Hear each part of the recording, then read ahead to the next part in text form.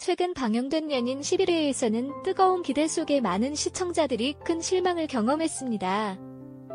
길채가 결국 장현을 떠나고 공식적으로 구원과의 결혼을 택한 장면은 많은 이들을 충격에 빠뜨렸습니다.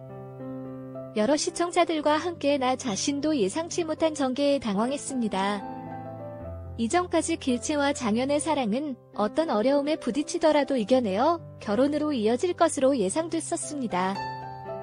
하지만 이제는 길채가 장현을 버리고 공식적으로 구원과 결혼한 상황에서 길채의 마음은 여전히 장현에게 있을 것이라는 생각을 합리화하려는 노력이 여러 이들 사이에서 일어나고 있습니다. 이번 회에서 장현은 길채를 위해 자신을 희생하며 구원과의 혼인을 허락하고 마음속에 장현만을 품고 버티고 있습니다. 장현은 길채를 지켜내기 위해 위험에 빠지며 마지막에는 길채를 버린 채 그녀를 지키기 위한 희생까지 합니다. 장현의 절망적인 표정은 길채와의 아련한 추억을 회상하며 조금마저도 감수하겠다는 결심을 보여줍니다.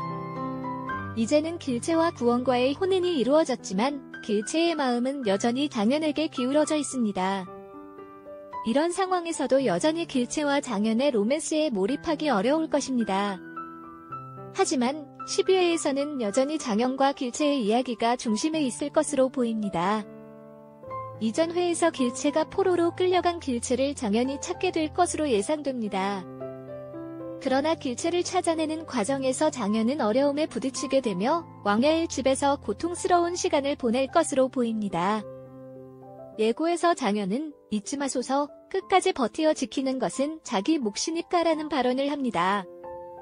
이는 마치 길채를 지키겠다는 의지를 보이는 것처럼 보입니다. 그러나 이 발언 또한 다른 어려움과 상황에서의 발언으로 해석될 수 있습니다. 12회에서는 소현세자와의 갈등 또한 예상됩니다. 세자는 장현을 위협하며 칼을 들이대는 장면이 예고되어 있습니다. 아마도 소현세자는 장현이 포로 사냥꾼임을 드러내게 되고 이로 인해 장현과 소현세자 간의 오해가 풀릴 것으로 보입니다.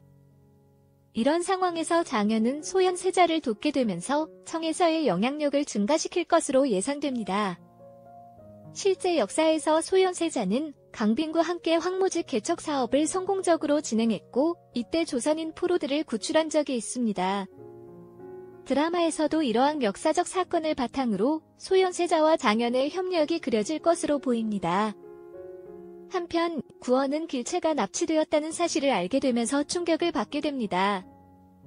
구원은 길채가 도망쳤다고 생각하고 있었지만 실제로는 길채가 납치당한 것이라는 사실을 깨닫게 됩니다.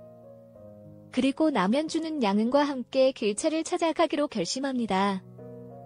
이러한 상황에서 길채를 구하러 가면서 여러 어려움에 부딪히게 될 것으로 보입니다.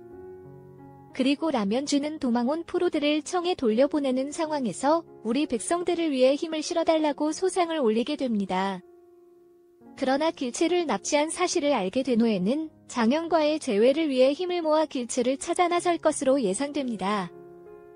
결국 12회에서는 길채와 장현의 이야기가 중심에 놓이면서 두 사람의 운명이 어떻게 흘러갈지에 대한 궁금증이 높아질 것으로 예상됩니다. 여전히 갈등과 복잡한 감정이 얽힌 최희